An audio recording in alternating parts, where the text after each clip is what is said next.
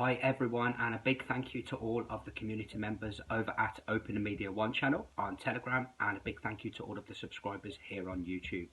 Today's vid is going to be a new series. I'm going to do a few vids like this, and we're going to call it Use Logic. Okay. Now, today's subject, it is one that I'm being very serious about with regards to all the recent sanctions that have been going on, so on and so forth, all the problems that are in Ukraine, with Ukraine and Russia right now. So I just want to put out there that I've got mixed views on this, guys. I really have, because I'm looking at mainstream media, I'm looking at videos that people are sending out on social media, and I've got to say, I haven't got a clue what's going on. I really do not. I have posted lots of different vids and things on chats, also some funnies and memes and all sorts of things. You've seen the mainstream media be caught out with some of their photos and images that they've used, of course. So, you know, there's been a lot of that being shared around. So what I'm going to do with it is I'm going to take a step back from it, okay, until there's some kind of conclusion. So this video today, which will launch the new series Use Logic, will possibly be the last thing I do regarding the Ukraine and Russia or anything like that, because I just want to take a step back and see what happens once the conclusion to this all happens, what info comes out, and etc. So to get straight into today's video, guys, I'm being very serious here. We've seen the sanctions that have happened to Russia. We've looked at SWIFT payments that are being dropped. In the UK, they've got the rolling sanctions that are coming for the London oligarchs, the billionaires, etc.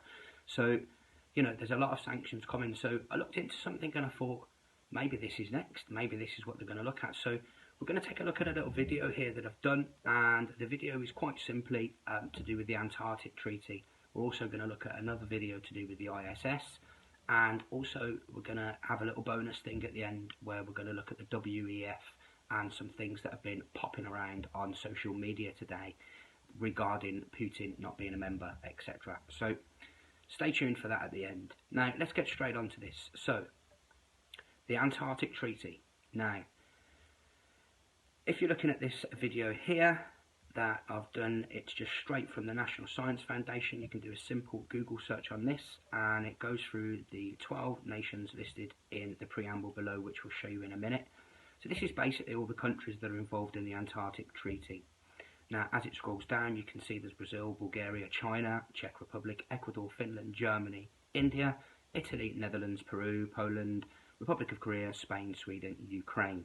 Now, they go down here to the original ones. The original ones were Argentina, Australia, Belgium, Chile, French Republic, Japan, New Zealand, Norway, the Union of South Africa, the Union of Soviet Socialist Republics, the United Kingdom of Great Britain, and Northern Ireland, and the United States of America. So they were the original ones in that, and it does say at the top here that Russia carries on. Oh, I went a bit fast there. Sorry about that, guys. Russia carries on as where the USSR left off. So, just highlighted that bit there. Please have a pause, have a good look at this. It says, recognising that it is in the interest of all of mankind that Antarctica shall continue forever to be used exclusively for peaceful purposes and shall not become the scene or object of international discord. So, everybody seems to be getting on okay down in Antarctica. So you would expect some kind of sanction on that, maybe Russia being omitted from there, I don't know. It was quite a surprise to see China in that list also. A lot of countries seem to get along totally fine in Antarctica. I can't even say that word. As it says again, we're going over this, Russia carries the same responsibilities as it did for the USSR. Right, guys, so looking at that there, you know, we've had Cold Wars, we've had all sorts of things like that that have happened. Little battles, big battles, medium battles, wars that have gone on and gone on and gone on, and the Antarctica Treaty seems to be upheld. So you'd expect from that Russia would probably leave, or there'll be sanctions on Russia. You would think so, wouldn't you? Okay, let's delve into the next video, guys. Okay, so the next little clip we've done here. Now, this is about the ISS. Okay, now I want to say something before we look into this video, because I actually went to the Kennedy Space Center in Florida, and I was into flags when I was younger, things like that. I was quite surprised, though, when I looked at certain parts of it. There was bits of machines that were being done. There was countries that were all working together on the ISS, and I was quite surprised to see flags from countries that were actually in battles or having wars with each other in the Earth, the realm, whatever you want to call it. But if you went up to space, they were working together fine on the ISS. So very interesting that, and that was from my own observation. So that got me thinking about that many years ago. Now let's look into this, okay, guys? We'll just be a second, and we'll start right at the beginning of here. So the ISS. Now I've taken this straight from Wikipedia, as you can see. The reason I've done that is because that's the narrative, that's what everyone takes as fact for the ISS. I mean, there's nothing conspiracy about this at all. We are just going to look at all the countries that are involved in the ISS and how they all seem to work together. Now, I've got a bit of a spoiler alert here. I did look at this earlier, and I was quite surprised to see that Russia and Vladimir Putin had made a statement that they are thinking about leaving in 2025, and we'll get to that bit in a moment. Oh yeah, here we go. So it says that Russia might withdraw from the ISS program in 2025. According to the Russian authorities, the time frame of the station's operation has expired and its condition leaves much to be desired. So that was a bit of a shock to me. I didn't realise Russia were leaving, but up until now and at 2025, if they do decide to leave, of course, everybody's been working together fine on the ISS. So you would think that may come sooner. Sanctions may be extended to get Russia out of that, or Russia may leave from their own choice anyway. So there's a list of the countries. We've got the USA, Russia, UK, France, Germany, Italy, Holland, Belgium, Denmark, Switzerland, and so on and so forth. Now, oh, nearly did another one there. This agreement is a long-term international cooperative framework on the basis for genuine partnership for the detailed design, development, operation, and utilisation of permanently inhabited civil space station for peaceful purposes in accordance with international law.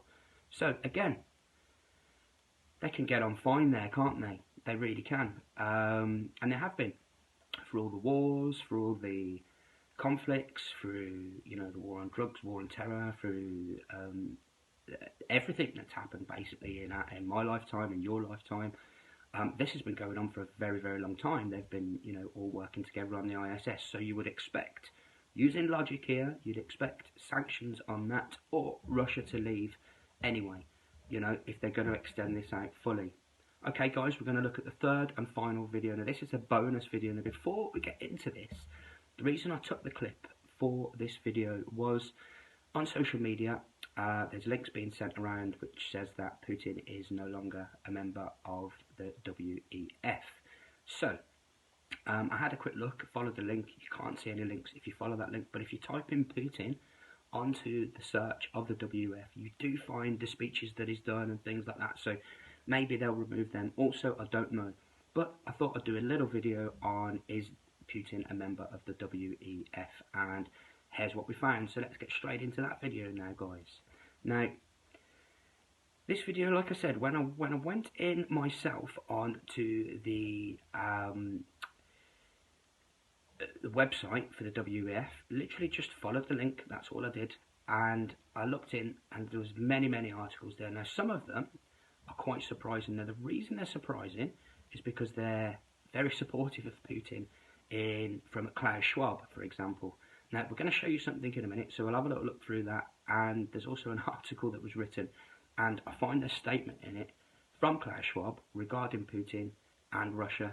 Well, it didn't age well if you're looking at today's problems that are going on in the Ukraine and Russia. Let's just say that. So let's get straight into that, okay? This is the bonus for the WEF. Now, I did a Google search. Is Putin a WEF member?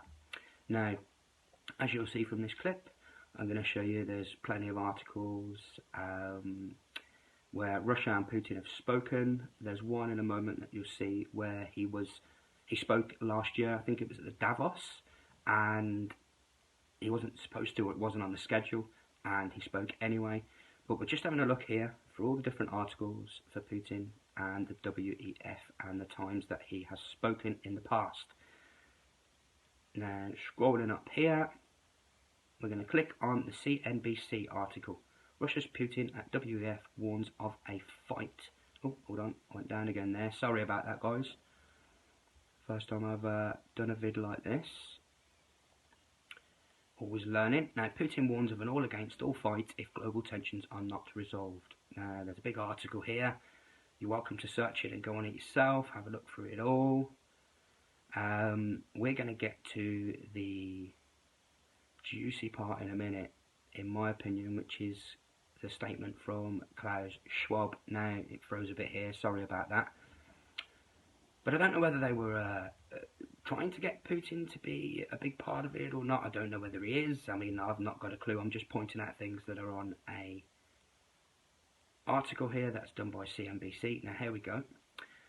So, Putin's appearance at the summit, which usually takes place in the ski resort of Davos, Switzerland. Hold on, I might go on a bit of a mad one here. From the political and business world is contentious. But Klaus Schwab, founder and executive chairman of WF, introduced Putin by saying that Russia was a long-standing participant and that it is important that constructive dialogue continue in times of dispute and difference. Now, guys, that's not what's happening right now, is it? So, who knows what's going on with this, but if you're going to follow the sanctions that have already happened, if you're going to keep going, you would expect the Antarctic Treaty to be finished, or Russia to leave, or want to leave, or be expelled, or whatever, if they are going to do that.